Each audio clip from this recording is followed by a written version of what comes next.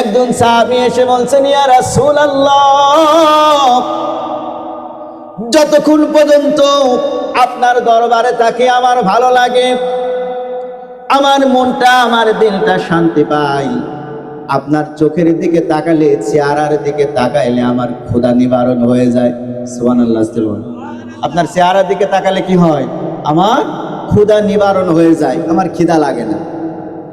ইয়া রাসূলুল্লাহ, আমি কেন আপনার পিছন ছাড়ি না, আমি কেন দরবার ছাড়ি না? আপনাকে যতক্ষণ দেখি ততক্ষণ আমার ভালো লাগে, আমার কোনো খিদা লাগে না, আমার শরীরের কোনো চাহিদা থাকে না।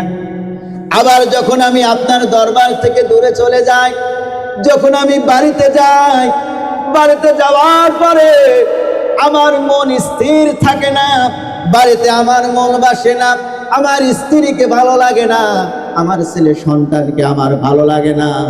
আপনাকে ছাড়া আমি কখনো থাকতে পারবো না ইয়া রাসূলুল্লাহ। কিন্তু আজকে আমার মনের কাছে একটা প্রশ্ন জেগেছে, আপনি হলেন আখেরি পয়গম্বর। শুধু তাই নয়, এই পৃথিবীতে যত নবী রাসূলগণ আল্লাহ পাঠিয়েছে, সমস্ত নবীর সরদার আল্লাহ আপনাকে করেছে। সমস্ত নবীর থেকে সুন্দর, সমস্ত নবীর ইজ্জতের থেকে আপনার ইজ্জত আল্লাহ বেশি দিয়েছেন। আপনি যখন ইন্তেকাল করবেন, আপনার ইন্তেকালের পরে অন্য অন্য নবীরা আপনার জান্নাতের সাথে হবেন। সুবহানাল্লাহ পড়েন। নবীরা আর কখনো সাহাবীরা এক হতে পারে? নবীরা হলো আল্লাহর দূত, আল্লাহর রাসূল, আল্লাহর পক্ষ থেকে যারা এসেছে তাদের অন্তর পবিত্র, তাদের মুখ পবিত্র, তাদের জবান পবিত্র, তাদের সমস্ত শরীর পবিত্র। এই পৃথিবীতে এমন কোন নবী নাই যেই নবীটা মিথ্যা কথা বলেছেন। সুবহানাল্লাহ বলে। শুধু তাই নয়, বিশ্বনবী রাহমাতাল লিল আলামিন এমন একজন নবী, তার 63 বছর জিন্দেগিতে আল্লাহর রাসূল একটা মিথ্যা কথা জমিনে বলে নাই। সুবহানাল্লাহ পড়ে। আর আমি আপনি দিনের মধ্যে কয়টা বলি? যদি থাকি দাসুরিয়া, কোনো টাকা যদি কোনো ব্যক্তি যদি আপনার বন্ধু যদি আপনার থেকে টাকা পায় আর যদি বলে, দোস্ত কোথায় আছাও? দোস্ত এতক্ষণ ছিলাম দাসুরিয়া, এখন আছি পাবনায়। কোথায় আছি? পাবনায়। এই যে একটা ইচ্ছাকৃতভাবে মিথ্যা কথা বলা, হাদিস শরীফের মধ্যে আসছে, আপনাদের যাদের ছোট সন্তান আছে, যাদের বাচ্চা 2 বছরের, 3 বছরের, 5 বছরের, বাবা যখন বাড়ি থেকে বের হয়ে যায় তখন সন্তান কান্না করে না? বাবার সাথে থাকতে থাকতে সন্তানের একটা আলাদা মায়া হয়ে যায়, বাবাকে ছাড়া সন্তান থাকতে পারে না। আর এটা হলো আমাদের প্রকৃতির নিয়ম এবং আল্লাহ পাকের একটা কালেকশন।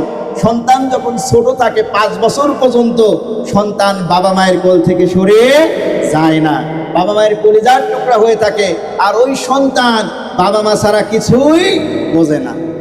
যখন বাড়ি থেকে বের হয়ে যাওয়ার সময় সন্তান কান্না ধরে, আমরা সন্তানকে বুঝতি, বাবা তুমি বাড়িতে বসে থাকো, তোমার জন্য মজা কিনে আনবো, অমুক খেলনা কিনে আনবো, অমুক জিনিস কিনে আনবো, তুমি থাকো আমি আসতেছি। কথা বলেন ঠিক কিনা? সন্তান বাবার জন্য চেয়ে থাকে, আশা করে থাকে, আমার বাবা বলেছে মজা কিনে আনবে, আমার বাবা বলেছে আমার জন্য খেলনা কিনে আনবে। কিন্তু বাবা যখন খালি হাতে ফিরে আসে, বলেন তো সন্তানের মন খুশি হয় না বেজার হয়? কথা বলেন।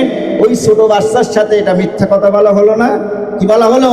মিথ্যা কথা বলা হলো। হাদিস শরীফের মধ্যে আছে, বাচ্চাকে কান্না থামানোর জন্য মিথ্যা কথা বলা জায়েজ না। আর আমরা প্রতি সেকেন্ডে সেকেন্ডে মিথ্যা কথা বলি। দিনের মধ্যে যদি 100টা কথা বলি, আমার মনে হয়, আমার অভিজ্ঞতা থেকে বলছি, মনে হয় একজন মানুষ 100টা কথা বললে তার 95%ই মিথ্যা বলে। কথা বলেন ঠিক কিনা? সম্মানিত বাবাজিরা আমার, বিশ্বনবী রাহমাতাল লিল আলামিন তার 63 বছর জিন্দেগিতে একটা মিথ্যা কথাও বলে নাই, কোনো মানুষকে ঠকায় নাই, কোনো মানুষের সাথে প্রতারণা করে নাই, কোনো মানুষের হক নষ্ট করে নাই, কোনো মানুষের সাথে বিনা কারণে কোনো দ্বন্দ্ব করে নাই। সাহাবায়ে কেরাম, এই সাহাবী যখন আল্লাহর রাসূলকে বললেন, ইয়া রাসূলুল্লাহ আপনার জান্নাত হবে নবীদের সাথে, আপনি নবীদের সাথে জান্নাতে থাকবেন, আপনার সাথীরা হবে নবীগণ, আমি তো আপনাকে ছাড়া থাকতে পারি না, আপনাকে ছাড়া আমার ভালো লাগে না। আমি চিন্তা করি আপনার ইন্তেকালের পরে আমি কিভাবে থাকবো। আর আল্লাহ যদি আমাকে জান্নাতেও দেয়, আপনি ছাড়া আমার জান্নাত কখনো জান্নাত হবে না। সুবহানাল্লাহ আসতে পারে, আপনি ছাড়া আমার জান্নাত কখনো কি হবে না, জান্নাত হবে না। আমার জান্নাতের বাড়িটা খালি খালি লাগবে। যতই সুসজ্জিত ওখানে থাক, যতই ভালো ভালো খাবার থাক, যতই সুসময়, যতই সুন্দর সুন্দর খাবার থাক, এই খাবারগুলো আমার ভালো, আমি আপনাকে এত বেশি ভালোবাসি। সুবহানাল্লাহ বল। সম্মানিত বাবাজিরা আমার, বিশ্বনবী রাহমাতাল লিল আলামিনকে সাহাবী আবার প্রশ্ন করলেন, ইয়া রাসূলুল্লাহ, আপনি জীবিত থাকতে আমাকে একটা সত্য কথা বলতে হবে।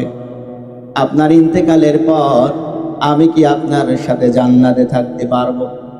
বিশ্বনবী রাহমাতাল লিল আলামিন কোনো কথা বলে না, কারণ নবীদের ইজ্জত আর সাহাবীদের ইজ্জত কখনো এক হতে। বলেন তো, প্রশ্ন করতে চাই, প্রধানমন্ত্রী যেই চেয়ারে বসে, আমার মতো অধমের সেই চেয়ারে বসা সম্ভব? সম্ভব?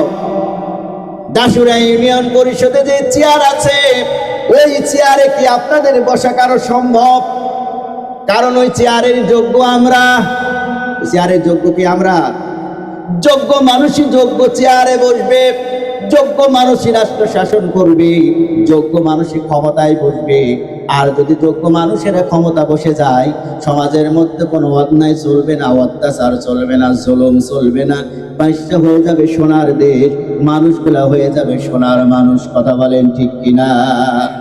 বিশ্বনবী রাহমাতাল লিল আলামিন কোনো কথা বলে না, শুধু কান্না করে। আল্লাহ রাব্বুল আলামিন সঙ্গে সঙ্গে জিবরিল আলাইহিস সালাতু ওয়াস সালামকে পাঠালেন। জিবরিল আলাইহিস সালাতু ওয়াস সালাম এসে বললেন, ইয়া রাসূলুল্লাহ, আল্লাহ রাব্বুল আলামিন বলেছেন, মান হাব্বা লিল্লাহ ওয়া মান আবগাদা লিল্লাহ। আল্লাহু আকবার বলে।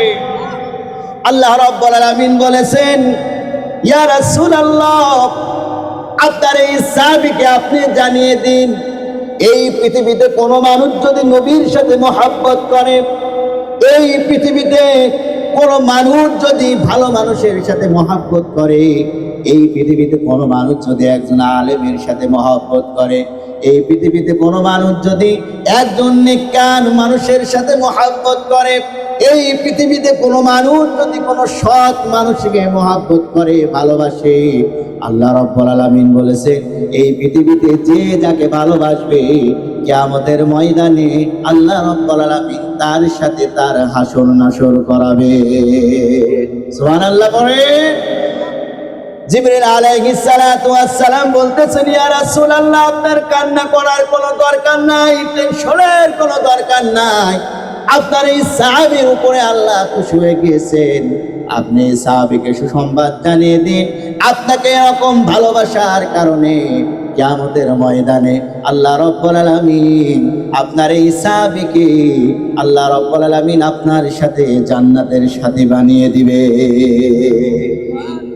তাহলে আমাদের ভালোবাসা এখন কার সাথে হওয়া উচিত? আর আমাদের ভালোবাসা কোন কোন মানুষের সাথে বলেন?